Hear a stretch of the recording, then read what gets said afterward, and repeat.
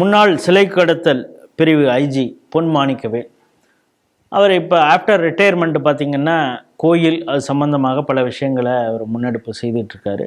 குறிப்பாக கோயில்கள் சீனமான இருக்கக்கூடிய நிலையில் இருக்கக்கூடிய கோயில்கள் அங்கே வந்து ஒரு விளக்கு கூட எரிய மாட்டேங்குது அப்படிங்கிற விஷயத்தெல்லாம் எக்ஸ்போஸ் பண்ணிட்டு வர்றாரு.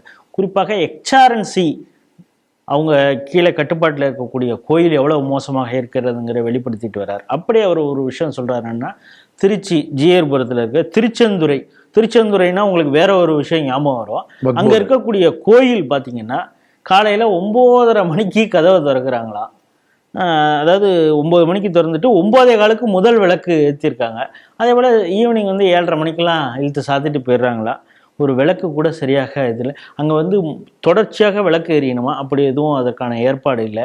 மங்கள வாத்தியங்கள் அங்கே இசைக்கப்பட்டிருந்தது. அந்த மங்கள வாத்தியத்திற்காக வந்து அந்த நேரத்தில் வந்து ராஜாக்கள்லாம் நிதியெல்லாம் ஒதுக்கியிருக்காங்க. அதையெல்லாம் இவங்க ஒதுக்கிட்டாங்களான்னு தெரியல, அதை நிறுத்தியிருக்காங்க அப்படின்னு பல விஷயங்களை சொல்லியிருக்காரு. இதை எப்படி பார்க்குறீங்க? இல்லை, இது வந்து எனக்கு அதிர்ச்சியாகவே இல்லை. ஏன்னா அடிப்படையாக நான் நாளைக்கும் கிராமத்துக்கு போயிட்டு வந்துட்டு சென்னைக்கும் கிராமத்துக்குமா இருக்கிறதுனால எனக்கு இதில் இருக்கக்கூடிய சாதக பாதகங்கள் முழுக்க பாதகம்தான். இதில் பெரும் பிரச்சனை என்னென்னா, மக்கள் எந்த மாதிரி கோவிலுக்கு போகிறாங்கன்னு நீங்கள் பார்த்தீங்கன்னா, சிட்டிக்குள்ளே இருக்கக்கூடிய கோவில், மெட்ராஸில் கபாலீஸ்வரர் கோவில், திருச்சியில் ஸ்ரீரங்கம் ரங்கநாதர் கோவில், பக்கத்தில் திருவானைக்காவல், கும்பகோணத்தில் பெரிய கோவில், இந்த சிதம்பரம் நடராஜர் கோவில், இந்த மாதிரி கோவிலுக்கு தான் போகிறாங்க. கிராம சிவாலயங்களை நோக்கி மக்கள் போகிறதுங்கிறது கொஞ்சம் கொஞ்சமாக குறைஞ்சிட்டு வருது. ஆனால் எந்த மாதிரி கோவிலுக்கு மக்கள் போகிறாங்கங்கிறத பாருங்கள்.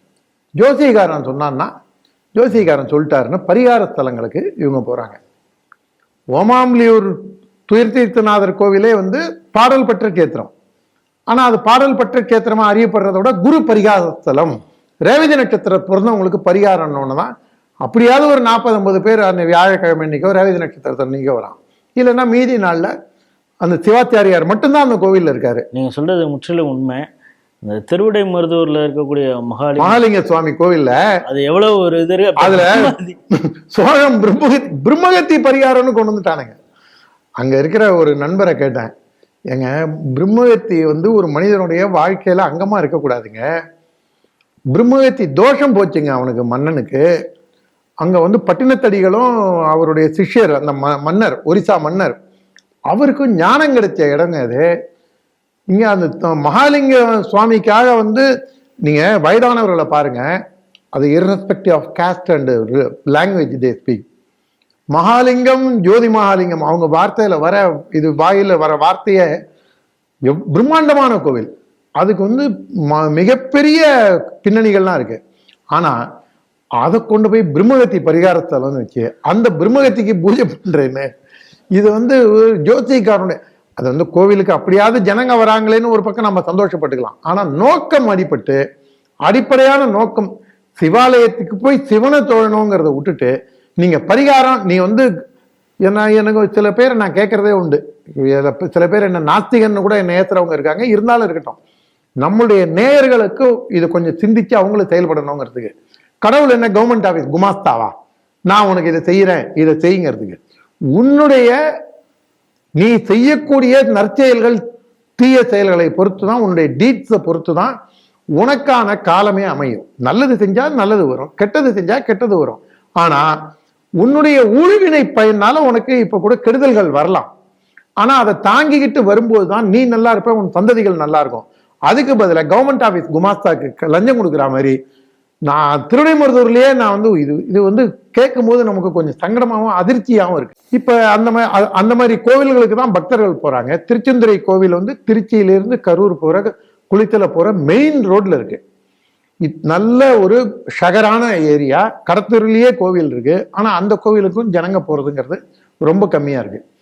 இதுல ஜனங்க போறது கம்மியா இருந்தாலும் அந்த கோவில்கள்ல இருக்கக்கூடியவங்களை எப்படியெல்லாம் வெளியேற்றிருக்காங்கன்னு பாருங்க. நான் எகைன் எங்க ஊரை வச்சு நான் சொல்றேன்.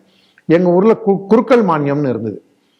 அவருக்கு அவருடைய குடும்பம் வந்து பிழைக்கணுங்கிறதுக்காக அவருக்கு வர சம்பளத்தை தாண்டி மன்னர்கள் காலத்துல எழுதி வைக்கப்பட்டது, ஜமீன்தார்களால எழுதி வைக்கப்பட்டது. மேலகார மானியம் அப்படின்னு இருந்தது. வாத்திய நாதத்துரம் மோளம் அடிக்கிறவங்களுக்காக மேலகார மானியம்னு இருந்தது.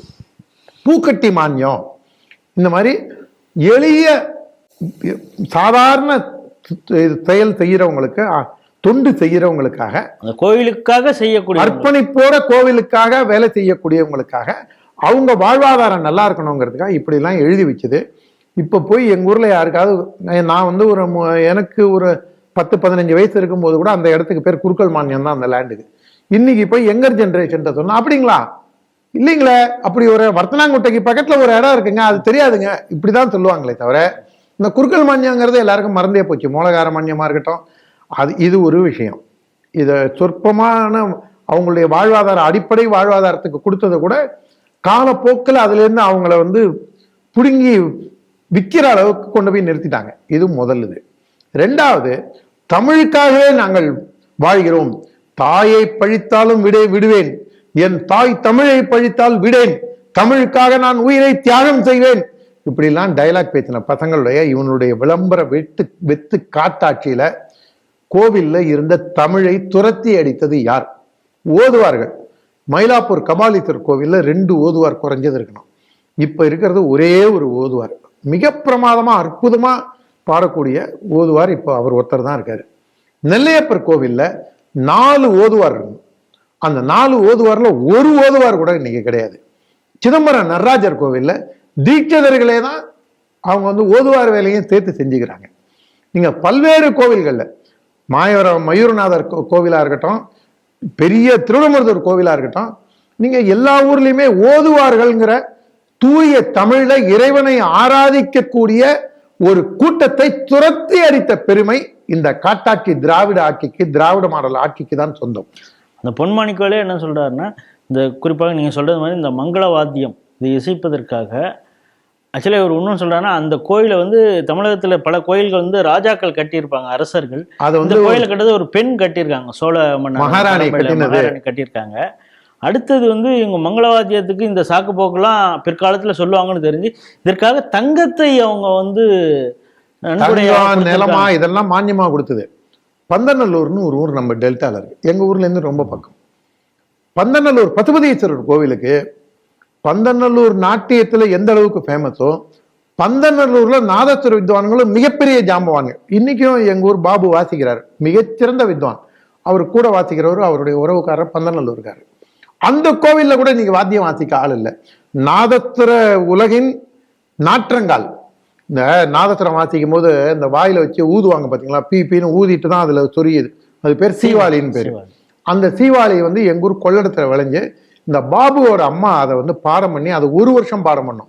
வழக்கெண்ணெயில ஊற வைக்கணும், நிழல்ல ஊற வைக்கணும், அதுக்கப்புறம் அதை கட்டி பாதுகாக்கணும். இந்த மாதிரி கிட்டத்தட்ட 1 வருஷம் அதை பாதுகாக்கணும். அது வந்து ஒரு மிகப்பெரிய ஒரு யாகம் செய்யறது மாதிரி, ஒரு வேள்விக்கு ஒப்பானது அந்த சீவாளி செய்யறது. அந்த சீவாளிக்கு ஒரு மிகப்பெரிய மார்க்கெட் இருந்தது. இப்ப கடைசியில நாதஸ்வர வித்வான்களும் வெளியேறிட்டாங்க. நாதஸ்வர வித்வான்களுடைய பசங்கள்லாம் வேற ஏதாவது படிப்பு படிப்போம் அப்படிங்கிறதுல இப்பதான் கொஞ்சம் அதுக்கு டிமாண்ட் கொஞ்சம் திரும்பியும் மீண்டும் பழமையை நோக்கி போனோங்கிற அடிப்படையில தான் அடுத்த ஜெனரேஷன் மட்டும்தான் இப்ப வராங்க. ஆனா பந்தநல்லூர் போன்ற ஊர்கள்ல இருந்த நாதஸ்வர வித்வான்கள்லாம் வெளியேறி ஓமாமலியூர் கோவிலுக்கு 2 பேர் வாசிச்சுட்டு இருந்தாங்க.